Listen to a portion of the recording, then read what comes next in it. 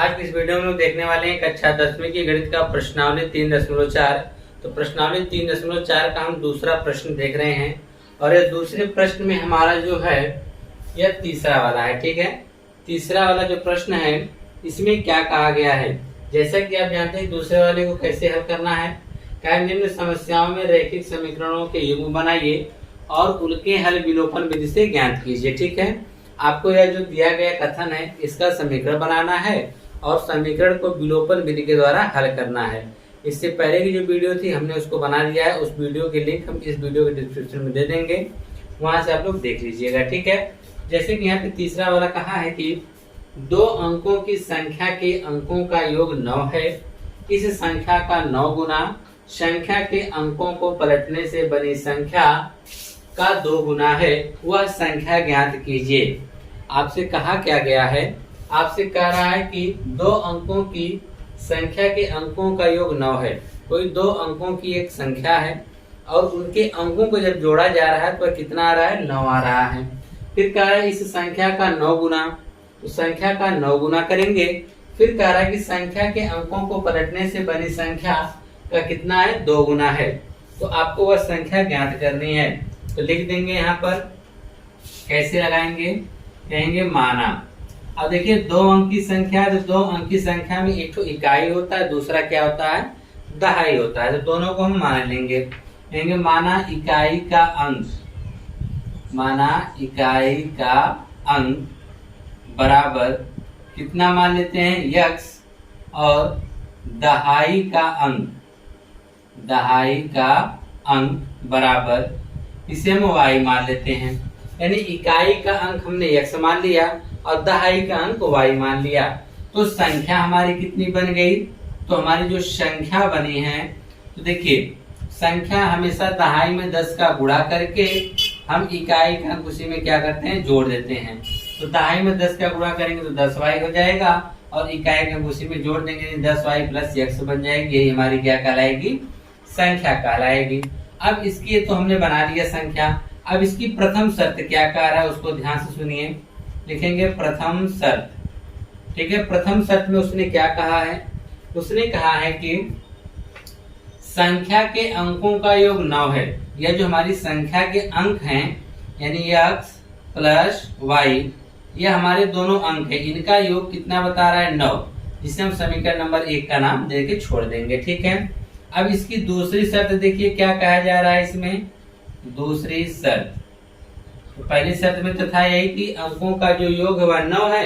हमारे पास इकाई और दहाई दो अंक थे, हमने दोनों को जोड़ दिया, वह कितने के बराबर हो गए, 9 के बराबर हो गए। कहा कि इस संख्या का 9 गुना, यह जो संख्या हमारी बनी है 10y प्लस x, इस संख्या का 9 गुना।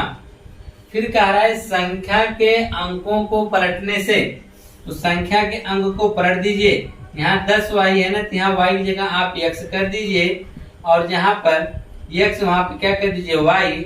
तो कहा है कि संख्या का 9 गुना, फिर संख्या के अंकों को पलटने से बनी संख्या, अंक को हमने पलट दिया, इकाई की जगह दहाई, दहाई जगह इकाई, पलटने से बनी संख्या का 2 गुना है।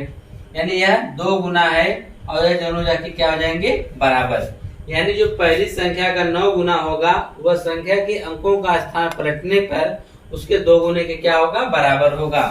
9 का गुणा कर देंगे तो 9 दहा में 90y और प्लस में क्या हो जाएगा, 9x बराबर। 2 का गुणा करेंगे तो 10 दूना 20x हो जाएगा, प्लस में क्या हो जाएगा, 2y हो जाएगा। ठीक है, अब उसके बाद हम लोग x और y को एक तरफ कर लेते हैं। ठीक है, तो यहाँ पर हमारा देखेंगे 90y इधर है, पहले हम 9x को लिख लेते हैं। ठीक है, तो यहाँ पर इसको इधर हम करेंगे, यहाँ पे 9x तो पहले से ऑलरेडी है। अब 20 को इधर करेंगे तो यह -20 हो जाएगा, तो जाएगा -20x। अब y वाले की बात करेंगे तो यहाँ पर प्लस 90y दे रखा है। अब 2y इधर लाएंगे तो क्या हो जाएगा, -2y बराबर में 0। तो 9x में से हम 20x घटाएंगे तो क्या आएगा, -11x, और 90 में से हम 2 घटाएंगे तो क्या आएगा, 88y बराबर में क्या आ जाएगा, 0। चाहे तो हम इसे 11 से काट सकते हैं, 11 से काटेंगे तो -x प्लस 8y बराबर में क्या आ जाएगा, 0 आ जाएगा। अब हम इसको हल करना चाहेंगे। अब हम हल करना चाहेंगे तो इसको हम समीकरण नंबर 2 का नाम दे देंगे। अब ये दोनों समीकरण हमारे बनके तैयार हो गए, लेकिन आप जानते हैं कि इस समीकरण को हल करना है हमको विलोपन विधि के द्वारा। किसके द्वारा? विलोपन विधि के द्वारा हल करना है। तो सीधी सी बात है, हम देखेंगे क्या इसमें x दोनों बराबर हैं? बिल्कुल बराबर है। इसका चिन्ह माइनस है, प्लस है, इसका चिन्ह क्या है? माइनस है। दोनों विपरीत है तो दोनों को हम जोड़ देंगे तो इससे कट जाएंगे एक दूसरे से। तो लिख देंगे समीकरण 1 प्लस समीकरण 2, दोनों समीकरण को हम क्या करेंगे? जोड़ देंगे। ठीक है। समीकरण 1 हमारा कह रहा है कि x प्लस वाई बराबर 9, समीकरण 2 कह रहा है कि माइनस x प्लस 8y बराबर में क्या? 0। जब हम जोड़ने जाएंगे चिन्ह में कोई परिवर्तन नहीं है, x क्या होगा? कट जाएगा। 8y 1y मिला के कितना आ जाएगा? 9y बराबर में 9। तो हम जानते हैं कि 9 से 9 कट जाएगा, 9 1 कम 9, 9 1 कम 9, तो y बराबर कितना आ जाएगा? 1। अब y बराबर जब 1 आ जाएगा, इस y के मान को हम चाहे समीकरण नंबर 1 में या 2 में रख देंगे। देखेंगे y का मान समीकरण 1 में रखने पर y का मान समीकरण नंबर 1 में, तो समीकरण 1 हमारा है x प्लस वाई बराबर कितना? 9। तो y का मान 1 रखना है तो जाएगा x प्लस 1 बराबर 9। 1 को पक्षांतर कर देंगे तो हो जाएगा 9 माइनस 1, तो x बराबर कितना हो जाएगा? 8 हो जाएगा। तो आपसे संख्या पूछा गया है ना, तो आपने y का भी मान निकाल लिया और x का भी मान निकाल लिया। तो चलिए संख्या निकाल ली, तो संख्या हमारे पास तो थी। संख्या बराबर हो जाएगा कितना? तो यहाँ पे आपने संख्या कितनी बना रखी है? 10y plus x, 10y plus x, 10 गुणे y का मान हम 1 रख देंगे, यहाँ 1 हो जाएगा प्लस कितना? 8 हो जाएगा। 10 एक कम 10 प्लस 8 बराबर कितना हो जाएगा? 18। बराबर कितना हो जाएगा? 18। यानी वह संख्या कितनी होगी? 18। अब आपके मन में यह डाउट होगा, क्या हमने जो क्वेश्चन हल किए हैं वह सही है या गलत हैं?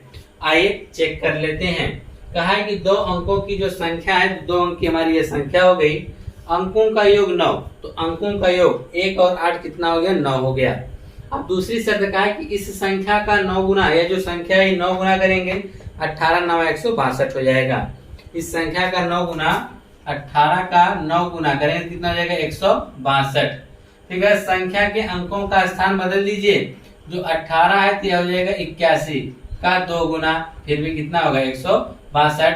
इसका दोनों पक्ष बराबर आ रहा है, तब आप कह देंगे कि हमारा जो लगाया गया क्वेश्चन वह क्या है? सही है।